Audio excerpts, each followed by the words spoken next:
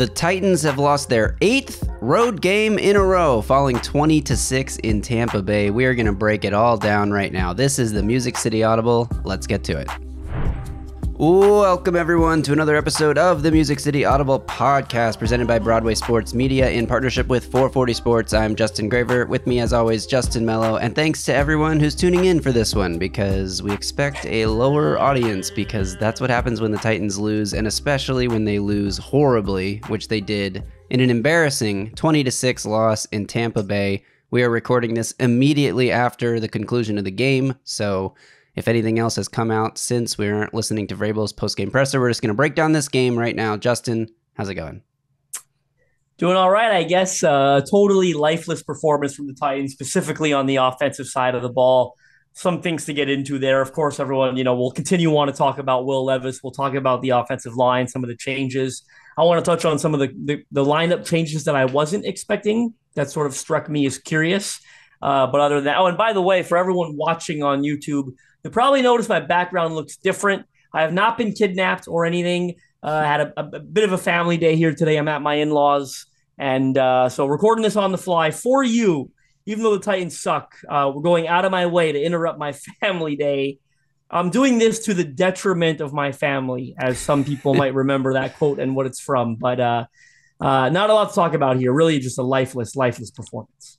Yeah, the Titans offense was so bad as a whole that it's hard to even get a read or an evaluation on how Will Levis played in this game. He was under constant fire, finished the game 19 of 39, under 50% completion, 199 yards, just 5.1 yards per attempt, with the one interception, took 4 sacks for 32 yards, lost on those. Derrick Henry, 11 carries for 24 yards. Tajay Spears, 5 carries for 18 yards. I mean, it was really just a poor performance all around from everyone on the offensive side of the ball. Kyle Phillips, maybe the only standout performer, 3 catches for 61 yards, including a 29-yard catch-and-run play. But even he dropped a potential second one of those later in that drive, right after he had the long catch-and-run screen. They went back to him a couple plays later, and he dropped it. So I don't know what positives to take away from this game. Andre Dillard left early on with what appeared to be a concussion, was replaced by Dylan Radins. Radins immediately comes in the game and goes back-to-back false start penalties against him. So he played, I think, pretty well overall. I think he played better than Andre Dillard and probably needs to be given a shot, as we've been saying for weeks now, to be the starting left tackle for probably the rest of this season. But I think where this is all heading, Justin, is Titans fall to 3-6. They're moving closer and closer to the top of the draft order. I don't really think it matters who the left tackle is this year, because that's probably where they go with their first draft pick. I know it's only November. We're already talking draft, but that's the state of the season for the Titans right now. Yeah, you're right. Like, it doesn't matter who the starting left tackle is for the rest of the year, because whoever it is, it's not going to be next year, right? That's the overarching theme there on that topic. But I will say, he wasn't great. He probably wasn't even good, Dylan Radins, but I do think he was better than Andre Dillard. That's a really low bar to clear. But the fact that he was a little bit better, kind of frustrating that maybe he didn't get a chance at that position earlier in the season, right? That's sort of my takeaway from that.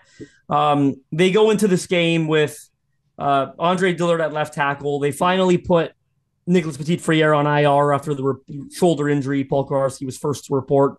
Of course, Skoronski and Brewer there. And then the right guard was to be Radins. And then the right tackle, Chris Hubbard's back from concussion. Well, after that early Dillard injury, by the way, Dillard left early, but he found a way to have a couple of terrible plays, right? He got beat on a sack in the red zone, leaves with the concussion. I think you had mentioned he probably missed an illegal hands to the face penalty on him on that rep that he still got beat for a sack. And a false start. And a false, definitely. The false start I noticed immediately. The illegal hands I didn't notice on the TV copy, but either way, like 3 bad things on the rep by him.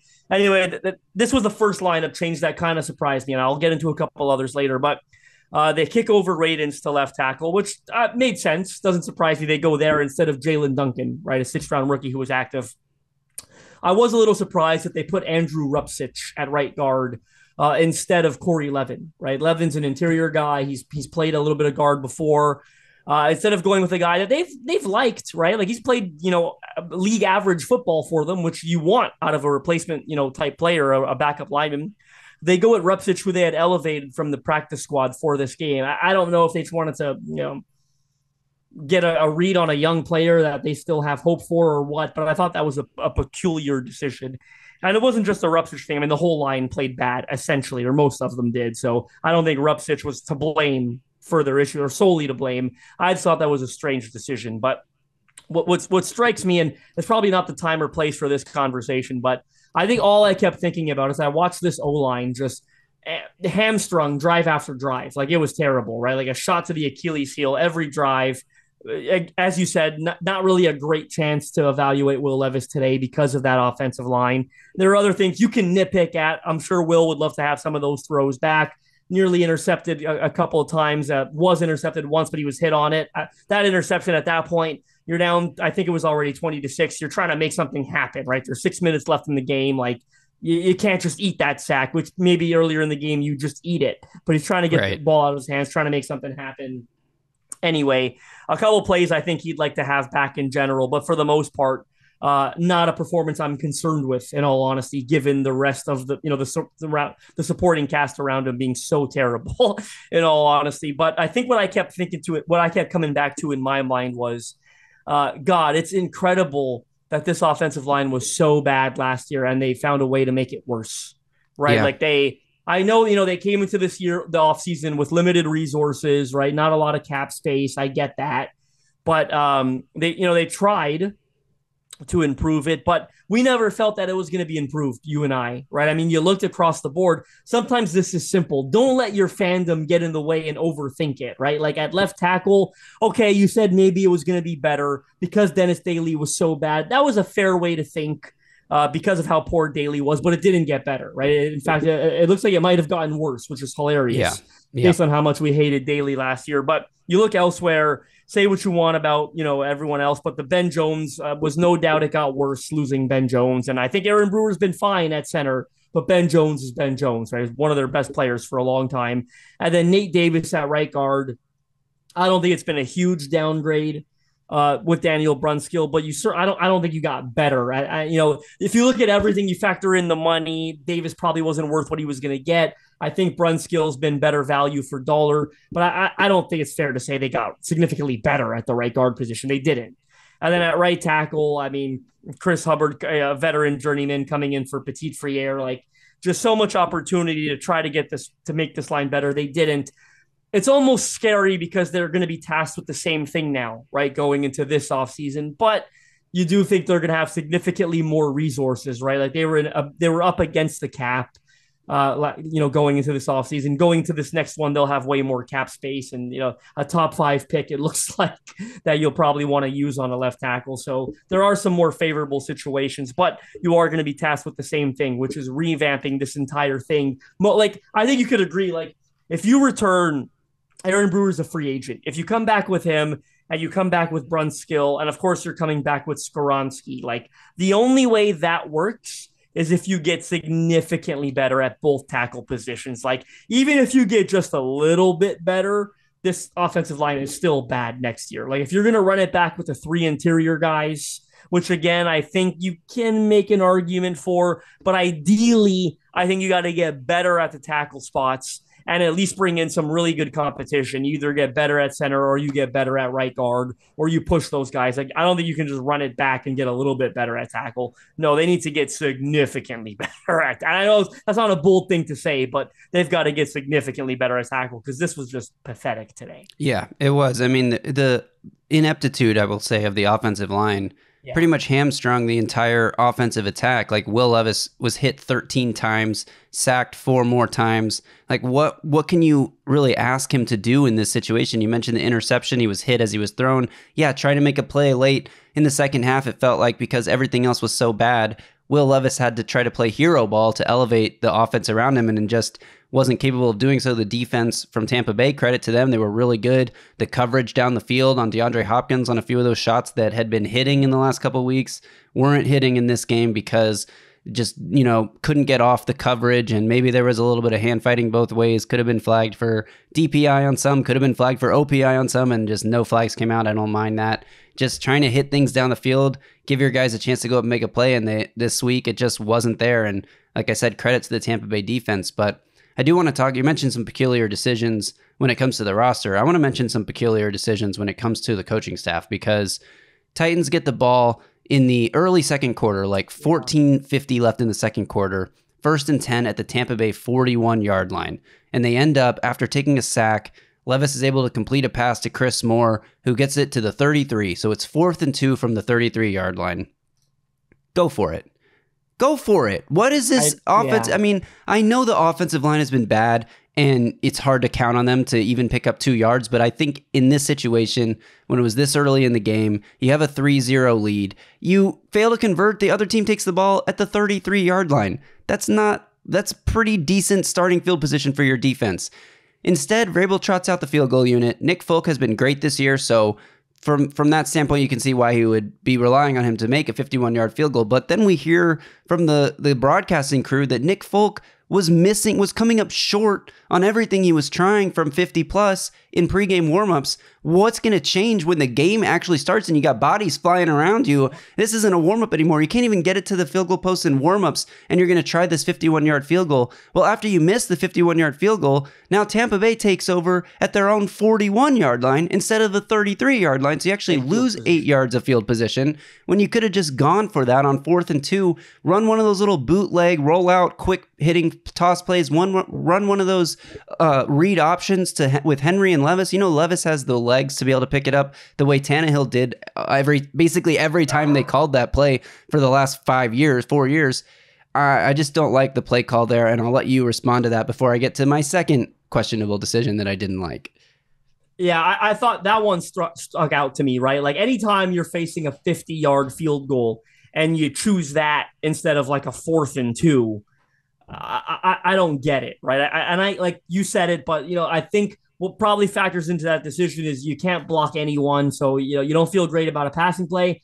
You don't feel great about running Derrick Henry the way that they were. And sorry, not to switch topics, but you're probably going to see a lot of stuff on Twitter about Henry versus Spears. Like, I don't know what we're doing blaming Henry, really. Like, it hit in the backfield every time he got the ball. Like, just disastrous run blocking up front on every single, most Derrick Henry attempts. So don't do that. But anytime you got 4th and short, maybe if it's 4th and 1, he changes his mind, but you're talking about 1 yard there. 4th and short versus a 51-yard field goal on a kicker that, as we know, I mean, he's been great this year, but historically speaking, doesn't have the strongest leg. More importantly, as you said, you saw what it looked like in pregame warm-up.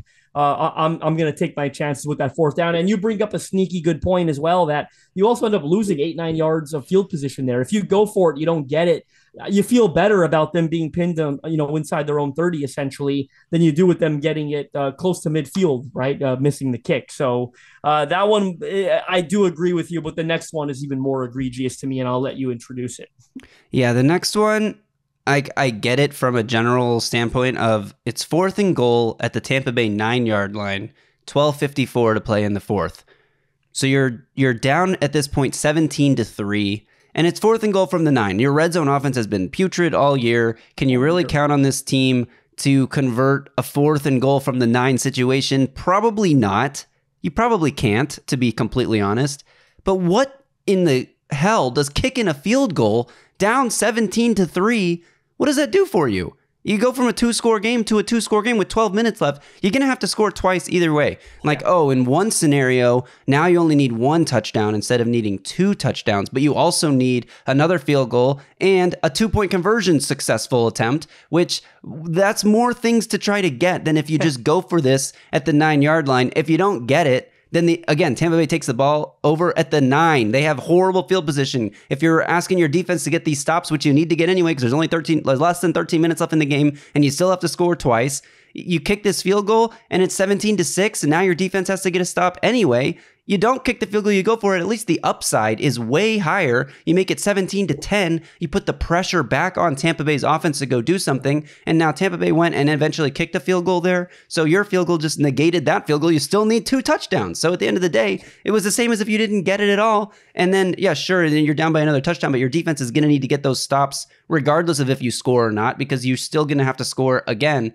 I'm just over the conservative approach of this coaching staff that it seems like Mike Vrabel is aggressive sporadically, but for the most part, we can point to so many examples where you and I have sat here on this podcast after a Titans game and said, why didn't they go for it? Why didn't they at least try to go for it? You know, if there had been a history of Mike Vrabel going for it in these situations and the offense failing to convert, then maybe we are having different conversations here. But the history says that he never goes for it. Not never, but almost never goes for it. And we're always sitting here second guessing the decision because either the team doesn't get the defense doesn't get the ball back. Think earlier this season, the defense doesn't get the stop you need. New Orleans game, right? Yeah, exactly. Or the Ravens playoff game from a few years ago, or there's so many examples that come to mind. I think there was an issue. There was one in this Ravens game in London too. I think, if I remember correctly. Yeah, there was. It's just like it's a constant thing here. And as we spin this discussion off, you're gonna talk about this particular play, but I want you to also talk about the larger,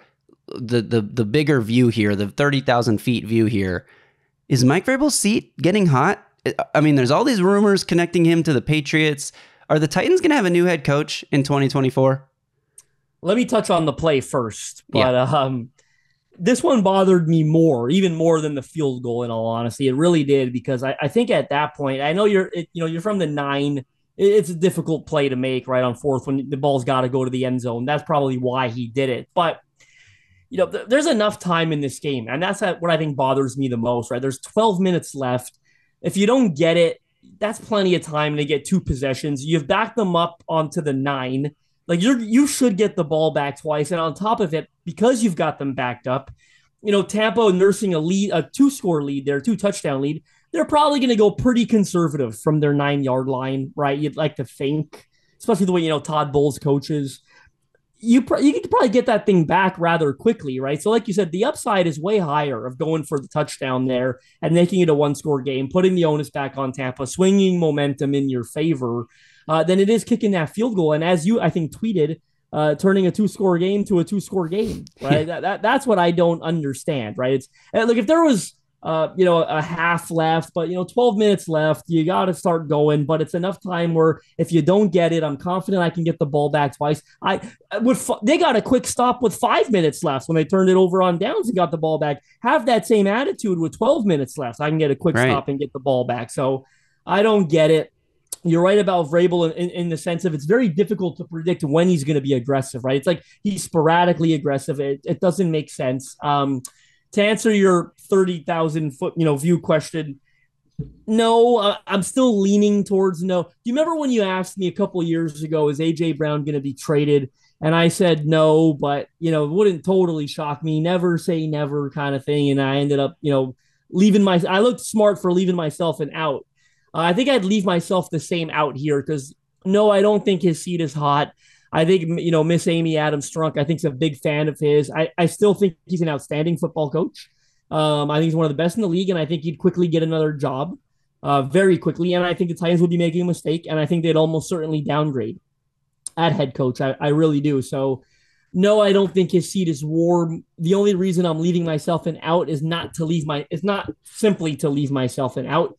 It's because, you do have a new general manager, right? That you weren't really involved in hiring an outside the organization hire.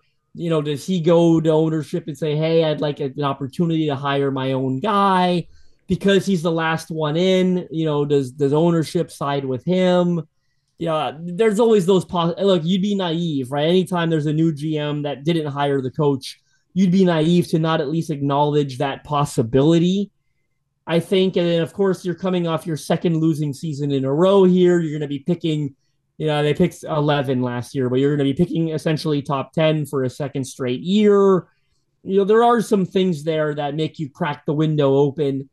I think they'd be making a mistake. Again, he's a big boy. He's an adult. I'm not going to say none of this is his fault. It's his job, but I go back to the last couple off seasons and personnel. I don't know that there's a coach in the league that is winning with this team. I don't think there is. And you would nitpick whoever the coach is. You'd probably find something to nitpick with this roster because the results would all end up being bad. And there'd be a couple of process driven stuff that we'd point out because we're all frustrated and we're losing. And it is what it is, right? But no, I don't think there's a coach that can win with this roster in the entire NFL. It's a bad roster. We hinted at it in the offseason, right? This was a bad roster going into this thing. So I don't think any of us are stunned. We're disappointed because anytime you actually get to see it play out, you're gonna be disappointed. But I don't think any of us are stunned, and it just goes back again. I hate saying it because it sounds like it absolves Vrabel of all blame, and I don't want to absolve him of all blame because he's an adult and he's got a job to do and he's got to do it. But it just reality is it goes back to all the John Robinson mistakes, right? Like I know it's easy to blame the guy that's not here, and you had a whole offseason, but you had an offseason where you had so much to make up for, and you didn't have a lot of cap space, and you didn't have all the draft capital that you'd probably like to have, right? So it goes back to all the misses on the O-line, the A.J. Brown disaster, missing on a couple picks in the secondary. Like it's just that's why this team is bad. And you can't crawl out from under that hole in one offseason. You just can't. It's not very realistic, right? I think for me, 2024 is a big year because even though you'll be still early in the rebuild, you would have had an offseason where you had $100 million in cap space, and you've got a young quarterback that you think you can build around, and you've got to be aggressive in free agency, and you got to go get some draft picks that can contribute. So I think next year is the year probably where you need to see serious growth. But no, for me, I wouldn't have Mike Vrabel on the offense. So the only thing I'll say to that point is Ran Carthon's history. Director of player personnel with the Rams in St. Louis, director of pro personnel with the 49ers, director of player personnel, a promotion there, and then finally Titans general manager. He spent a lot of time in St. Louis and San Francisco. He was in St. Louis from 2012 to 2016, with San Francisco from 2017 to 2022. The two head coaches that he worked under during that time, I guess he saw a little bit of the Jeff Fisher era ending in San Francisco, in St. Louis, Los Angeles, and then saw the hire of Sean McVay. But my point is, he saw the two head coaches that were offensive-minded geniuses, really, offensive geniuses that came in, and Sean McVay comes in and turns around a Rams team that had not been terrible under Jeff Fisher. I mean, 7-9, 6-10, 7-9, 7-8. Like those are the seasons that Jeff Fisher had. They're not good, but they're better than what the Titans are going to finish this year, most likely. And then you see Sean McVay come in and immediately turn around that team, take him to a Super Bowl in his second season as the head coach. Like Kyle Shanahan, been to multiple Super Bowls, like maybe Ran Carthon. We don't know much about him. This is his first year as Titans GM. We've never seen him hire a head coach. Never seen him, go after a coaching staff really, because by all accounts, Mike Vrabel assembled the majority of this coaching staff. Does Ran Carthon prefer to work with an offensive-minded head coach, a quarterback guru? Now that you have this guy, Will Levis, that you're excited about, do you want to bring in someone that you think you want to work with him? Like if Ben Johnson is available in this offensive, in this hiring cycle as like the top offensive guy, which he most likely will be, given how the Lions season is shaping up. Do you go after Ben Johnson and say, I want this guy to work with my young quarterback? Do you force Mike Vrabel to make changes on the offensive staff again? Not that I think Tim Kelly has been a disaster. I don't think he's been amazing, but he's been at least above league average, which the Titans didn't have with Todd Downing as an offensive coordinator. So I don't know. It'll be interesting to see what happens, especially if all these reports about Vrabel and the Patriots, if something materializes there and you're a team that is, strapped for draft capital with no third round pick and no fifth round pick, whatever. They're missing multiple draft picks this upcoming year. If you can get multiple draft picks, including a potential first rounder, a top 10 pick from the Patriots to send Mike Vrabel home to New England and go hire Ben Johnson or somebody similar, like, I can't say that wouldn't be an exciting prospect as a Titans fan, because I think I agree with you. Mike Vrabel is a good head coach, and he's generally taken subpar rosters and done more turned the sum of the parts into greater than the parts themselves, whatever that saying is, greater than the sum of its parts, whatever the heck the saying is. I think Mike Vrabel has done a lot for the team, and like taking them to AFC Championship game, taking them to 3 playoff appearances in what's going to be 5 years now, because they're not making it this year. And we'll see what happens, but they're not likely making it this year. I think we can say that with a little more certainty than we could last week. At the same time, it's like fans are frustrated. This is, like I said, 8 road losses in a row. They haven't won a road game in a year, a full calendar year. They haven't won a road game. They finished last season with 7 straight losses. Some of the same issues continue to crop up. This overcommitment to the run game, the predictable run calls, the conservative fourth down calls, the putting it on the defense to get the ball back and then they can't do it. And he's supposed to be a defensive guy. I don't know. At the same time, the other team only scores 20 points, and you should be in the game when the other team only scores 20 points. The defense, people are going to talk about how the defense couldn't stop the Bucs today. I disagree. The defense stopped them pretty good, 20-6. I mean, you only allow 20 points. Sure, Mike Evans goes off. You should be in the game. Yeah, but you should be in the game. You should, with a 20-6, you should either be winning at the end of the game or have a chance to go get the game-winning touchdown on your final possession and not be down by 2 scores. I mean, 6 points is a pathetic effort against a defense that just allowed 470 yards and 5 touchdowns to a rookie quarterback last week. Granted, CJ Stroud looks like the truth right now, but just a pitiful effort all around. Should we spend a little bit of time talking about Will Levis's performance? I mean, we did a little bit, but I feel like we didn't dive into it. Again, it's just hard to evaluate him. He was under constant pressure. If anything, I give him props for not looking flustered by the end of the game, for not looking like, wasn't seeing ghosts or anything. He was still doing his best to navigate the pocket, trying to take deep shots when that's exactly what the defense wanted him to do, because at that point in the game, they're happy to give up the underneath stuff and let time tick off the clock as long as they don't give up a big play down the field. Titans couldn't hit anything down the field. They barely tried to hit anything down the field until they were almost forced to at the very end of the game. They had the one play-action deep shot to Nick Westbrook-Akina that Will Levis slightly overthrew, but also dude, dive for the ball. At least try to dive. At least make it look like you're making an effort to dive for the ball. Nick Westbrook-Akina didn't do that, so I don't think it would have been complete anyway, but at least dive for the ball. Come on, go try to help your quarterback. Was it because the offensive line couldn't protect for 3 seconds to give him a chance to look downfield? Probably, but I don't know. I just felt like this team tries to run a screen, and it's like somebody gets tripped up or nothing good ever happens when they try to run a screen, except for that one Kyle Phillips play, which was him making a superhuman effort to run through tacklers. And I just feel like the fans are going to be frustrated and kind of over this whole Vrabel era because the last couple seasons have left a sour taste in our mouths, and nobody really remembers the feeling of punching the Ravens in that epic divisional round 2019 playoff win. Nobody remembers the feeling. We remember the game, but we don't remember how we felt about Mike Vrabel as a coach and this tough team. That kind of stuff seems to be getting old, is what I'll say. I'll say this, and this shouldn't be enough to deter the Titans, but you talked about an offensive-minded head coach maybe bringing excitement. I just don't know who that guy would be, and I'm sure there are candidates, but you mentioned Ben Johnson. I want to touch on him quickly. Ben Johnson's going to have his pick of the litter.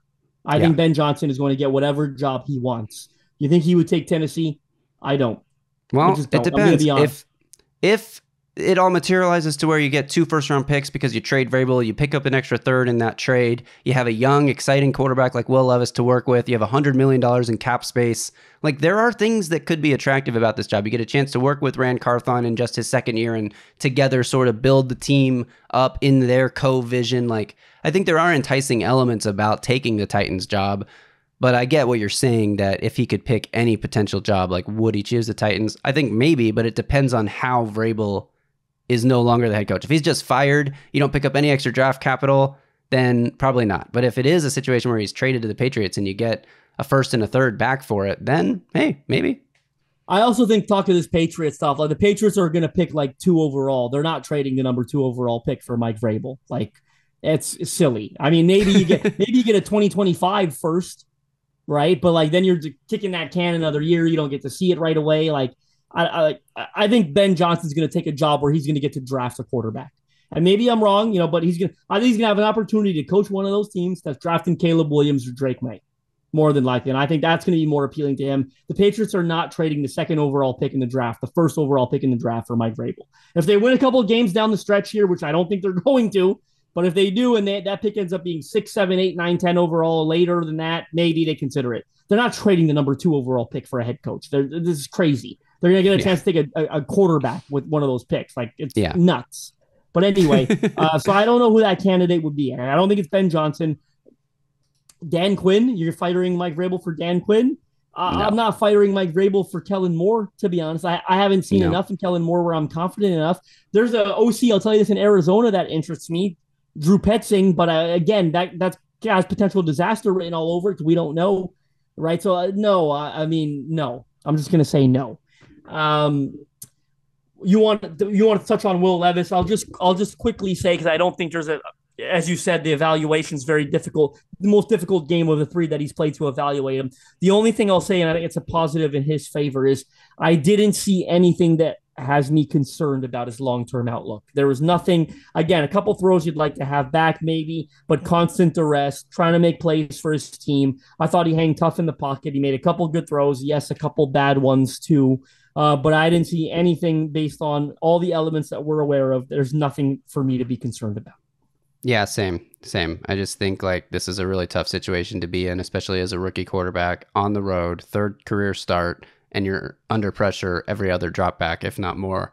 What can you even do? So, cool. Anything else you want to touch on, or should we close this pod out? It's been 30 minutes. I wanted to quickly tease, because I teased earlier the lineup changes that sort of struck me as peculiar. I don't want to not say them. I mentioned the offensive line one with Rupsich coming in instead of Levin.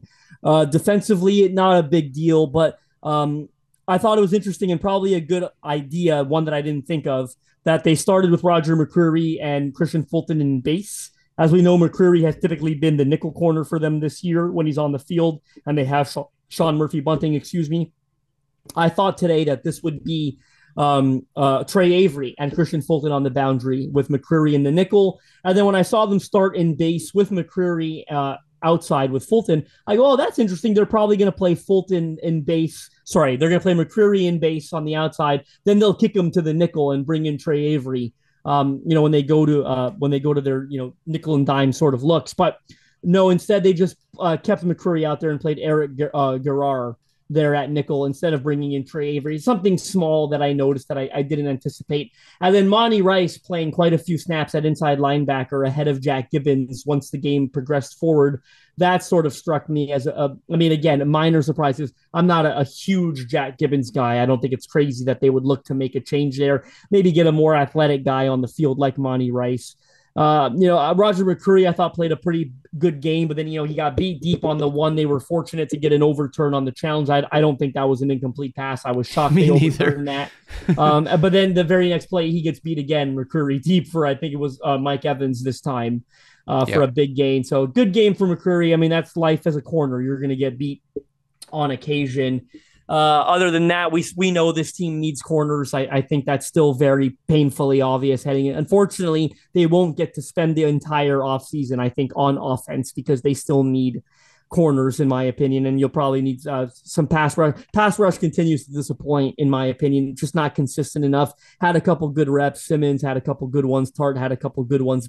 Autry had his 6th sack of the year, still leads the team in that department, but overall not consistent enough for what they're paying, right? Harold Landry had a good rep or two, but again, a lot of money tied up in that D-line, and as bad as the secondary is, as bad as the offense is, you're expecting to rely on them, and they just haven't been that standard.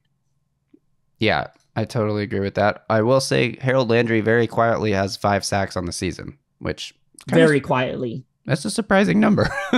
Very quietly, I would add. All right. Yeah, I think that'll do it. I mean, like you said, they definitely need pieces, but overall, I'll reiterate, allowing 20 points is a winnable effort. I mean, 100%. Especially 100%. The way that the Tampa Bay defense has performed up to this point this season. And we talked about it on the preview show that, like, we know you come off a horrible game like that, you've lost 4 games in a row, like, you're going to make changes, and they appeared to make changes, and that those changes appeared to be sending a lot of pressure at Will Levis, a lot of blitzes, and I think generally he handled them well, but the offensive line did not. We also talked with our guest on the preview show about how their pass rush has been disappointing, and you said, well, hey, I got the answer for you. Face the Titans offensive line. And Scott Reynolds was kind of like, well, I don't know, because the last team we played was also allowing a lot of pressure, and we didn't get any pressure home. And it's like, no, you were right, Justin, to say the recipe for having a lackluster pass rush is to go against the Titans offensive line. And that has to change. And that'll be the biggest priority, I think, when the offseason rolls around. So I think our conversations throughout the rest of the year are going to have that long-term view in mind. We're going to have to start discussing how every game affects the draft. And as we head into the afternoon window, I mentioned we're taping this right after the Titans game ended. Titans have moved up from the 10th overall pick to the 8th overall pick. So positive movement in that direction. The only good thing you can say about a loss at this point in the year is that every loss brings you closer and closer to Marvin Harrison Jr. or Joe Alt, and hopefully the Titans or can come Olu away Fashanu. Don't forget or Olu Fashanu. Yeah, hopefully the Titans come away with one of those 3 players, or hopefully they trade Mike Vrabel for the 2nd overall pick and they can get 2 of those players. But yeah, that is a long shot. Anyway, final thoughts, Justin. You want to close this out? No, I think we kind of covered it all. Probably spent more time on it than we thought we would based on how lifeless the performance was. But I'll tell you this, spoiler alert, I'll be predicting a loss to the Jacksonville Jaguars next weekend. I know they got waxed by San Francisco, but I'll be predicting a loss next weekend. You won't catch me falling for a trap and predicting a win there against Jacksonville. As we bring on a guest, we'll be back later in the week, as you said, to preview that one. But you're right. I think going forward, a lot of these conversations will have a long-term outlook. But let's not forget Will Levis. And that's part of it, but we'll be doing weekly analysis of Will Levis's play as well. Yeah, so thanks to everyone for tuning in. I know this was a disappointing day, but take the long view and know that this team is in a better chance to improve around Will Levis and build around their young quarterback. That'll do it. Thanks for listening. You can follow Justin on Twitter at JustinM_NFL. Follow me at Titans Film Room. If you're watching on YouTube, make sure you subscribe to the channel. If you're not watching on YouTube, go watch us on YouTube, please. That's all I ask. All right, we'll be back, like you said, later in the week. Until then, y'all stay safe out there and tighten out.